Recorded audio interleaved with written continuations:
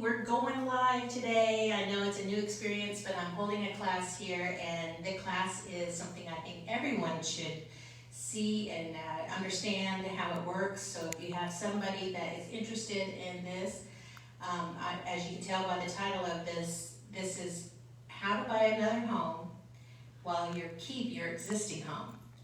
So this is something that everybody's been kind of asking about. About 63% of the people that are homeowners right now have either refinanced in the last couple of years or they purchased in that time with these rates of below 4%. So you're talking 2.5 all the way up to 4%. And these people are not wanting to leave these homes. So if they don't want to leave these homes, we found a way for them to move up to their next house and start building wealth. Yes, you could essentially move to the new home and sell your home, but I'm going to show you and explain to you how numbers don't lie and how this all works. So buying another home, I'm with Homestar, by the way. Homestar is the company that I work with. I'm in Duluth, but I operate out of the whole state of Georgia and currently getting licensed in Florida and Virginia.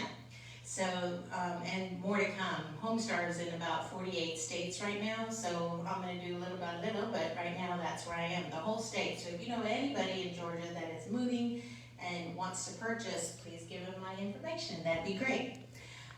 Okay, so today I'm going to kind of go over how Homestar works and how this program works. So Homestar, we have a what I call the advanced pre-approval. So when you have a buyer that comes to me, if you're a purchaser, you would come to me, fill out an application, hand me some documents that are part of what we need to get you pre-approved. We can turn that around in about a day. So if you are looking at as an agent, you would send me your purchaser. I would gather up all those documents, get their information on their application, and then once the application is turned in, then we can turn that around in about a day. I can get you a pre-approval as long as I have those documents. I just need those documents, which is really easy. 2 years W-2s, 2 years or 2 months bank statements, and 2 pay stubs, and a copy of their ID. That's all I need if you are a W-2 employee. It's super simple. Don't be afraid. I've been watching TikTok and things, and everybody's afraid to do these applications, and it's super easy. It's free, no problem. Let's get you going. If you just want to see what's going on with your credit, we have what's called a soft pull. It doesn't ding you. It just gets you an idea, but if you want to move forward, we do have to do that hard pull on your credit so that we can move you forward through the process. But that's something that's very different than other lenders, so I thought I'd point that out. We also have the fast track. So once you're in the process, you get approved all the way to underwriting prior to even finding a contract.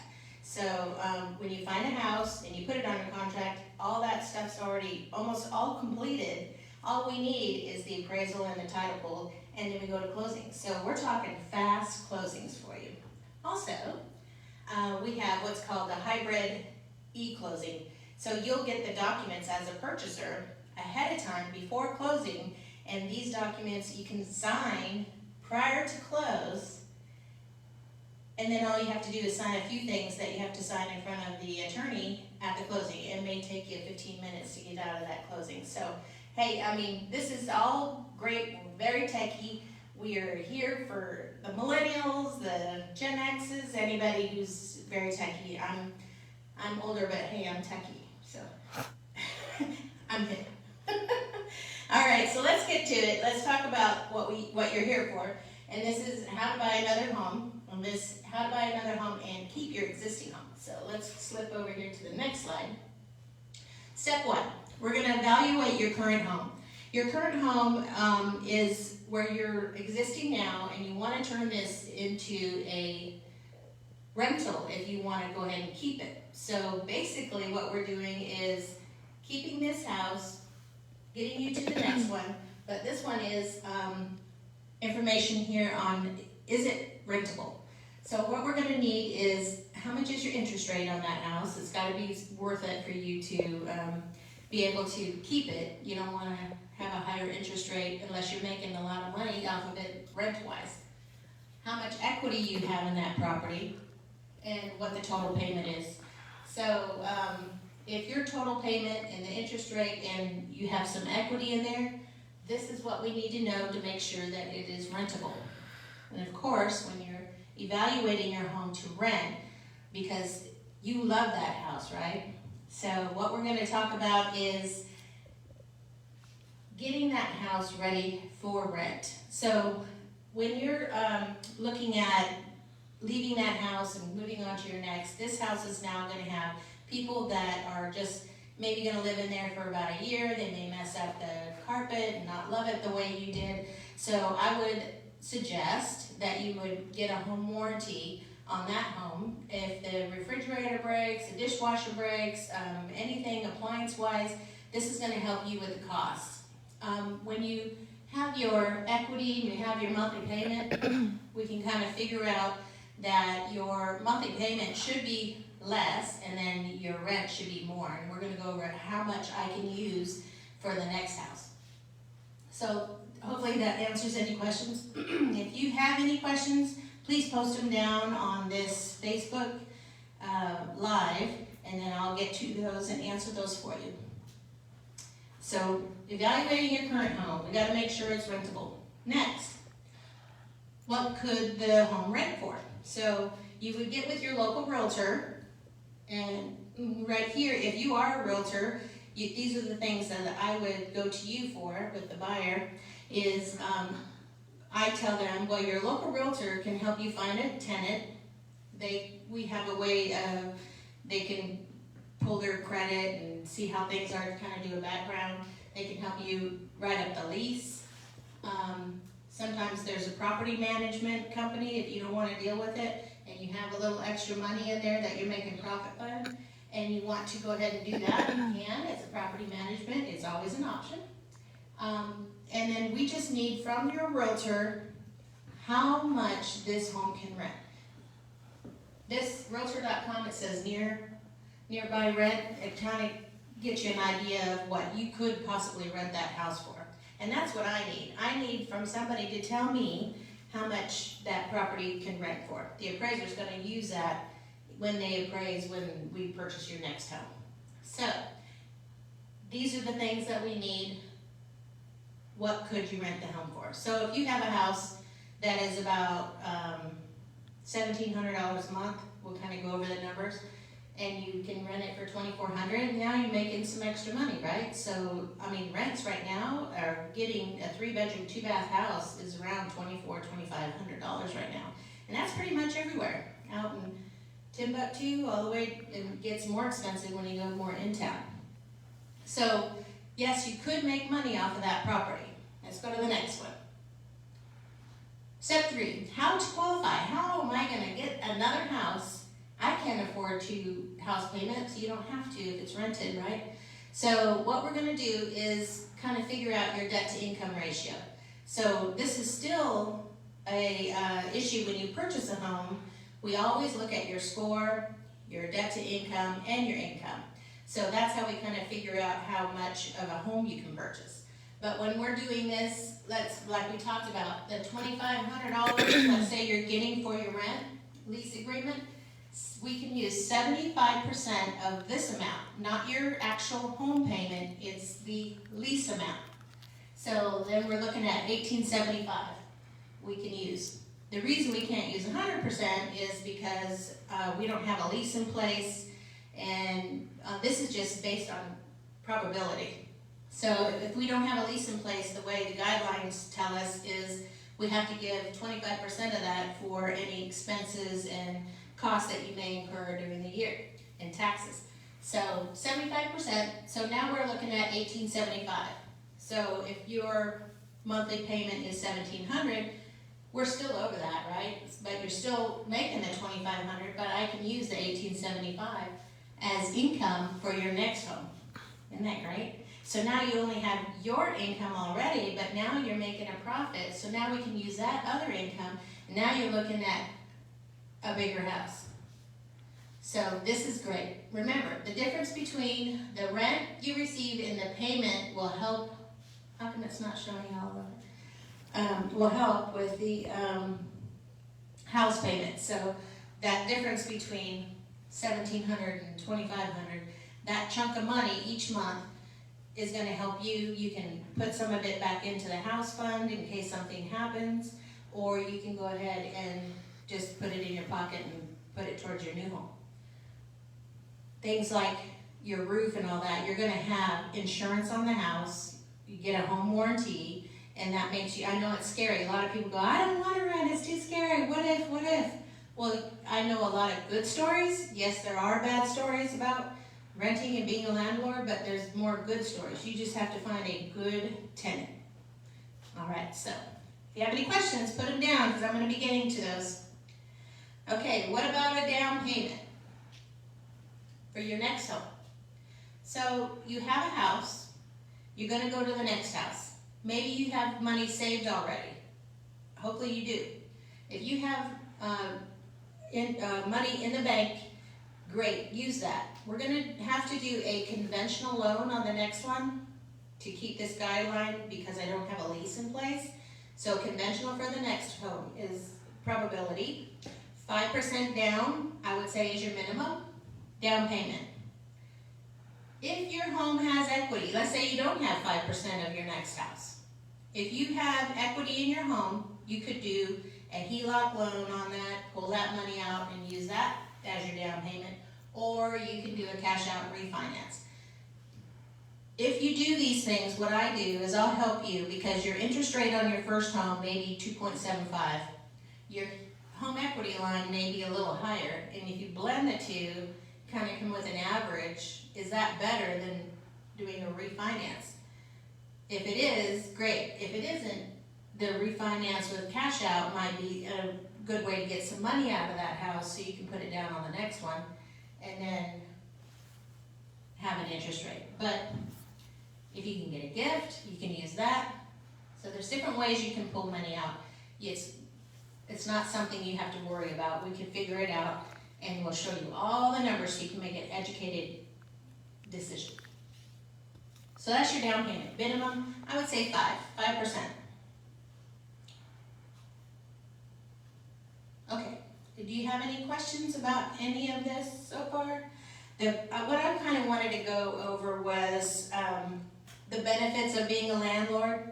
When you are a landlord, you get to write off everything. I've owned a rental before, and I had to, fix up.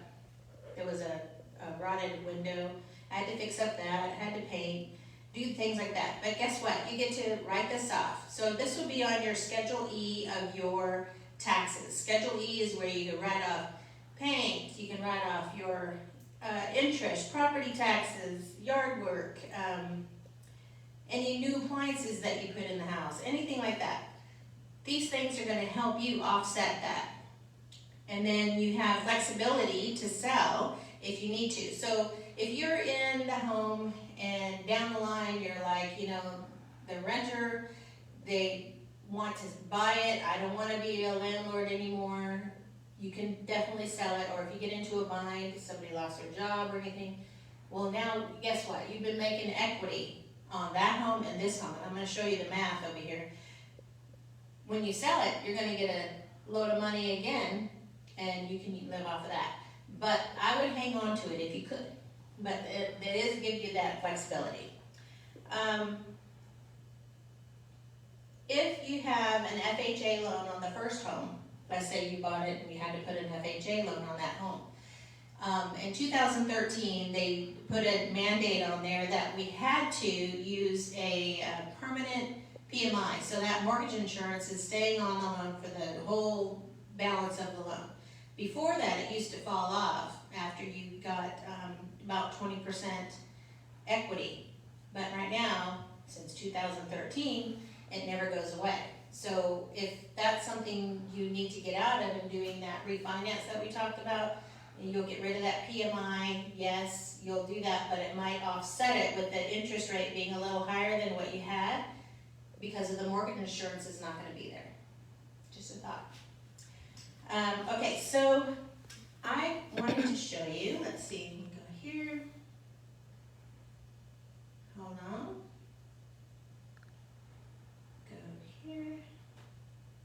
Everybody see that? Okay, so let me blow it up.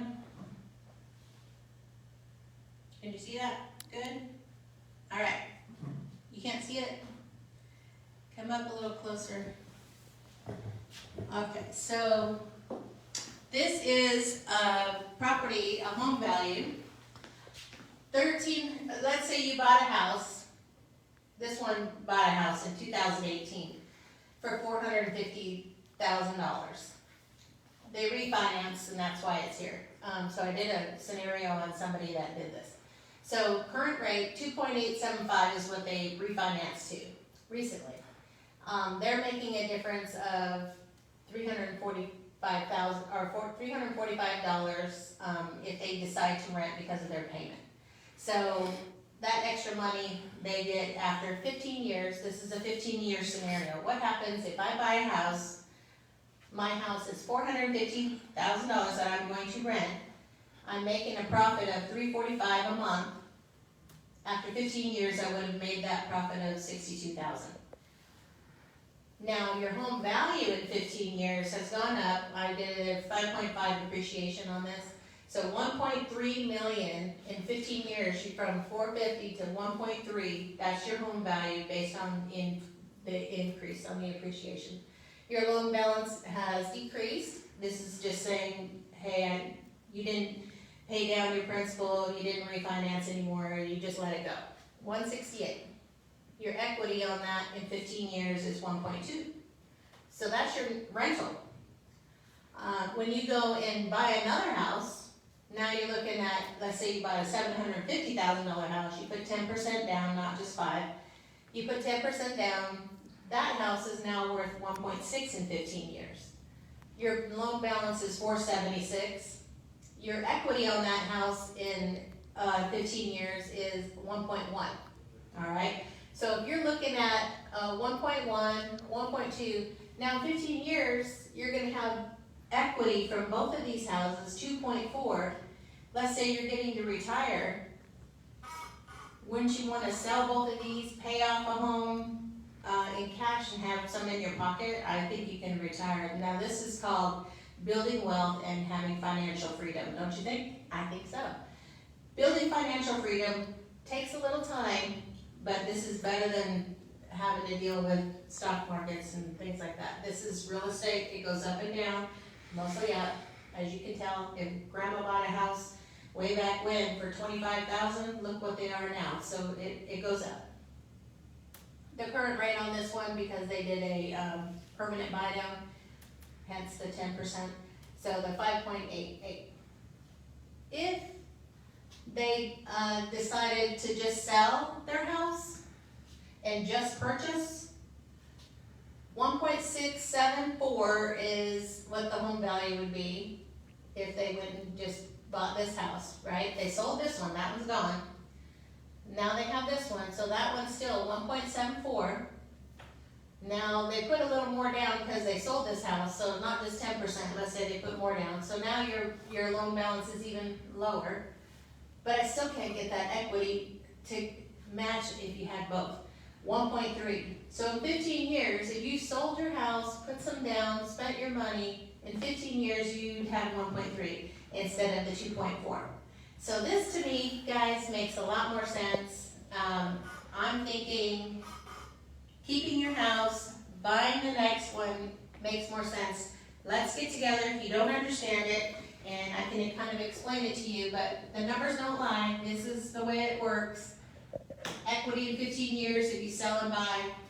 If you rent this house, I can use 75% of what you're going to be renting your home for towards this, so you have more income. So now you can have affordability of more and have a renter in there, have a property management company. Right now, JP Morgan Chase is buying up $1 billion worth of homes throughout the nation to be rentals. Subdivisions are being built by builders, all rental. So people are not able to afford homes right now. A lot of the younger ones can't get into the market because of the interest rate, or they're not listening and need to have some information on how to do it, or they just don't have that cash down. which we'll have another class on affordability, because we do have a way for them to get in, we just have to teach y'all.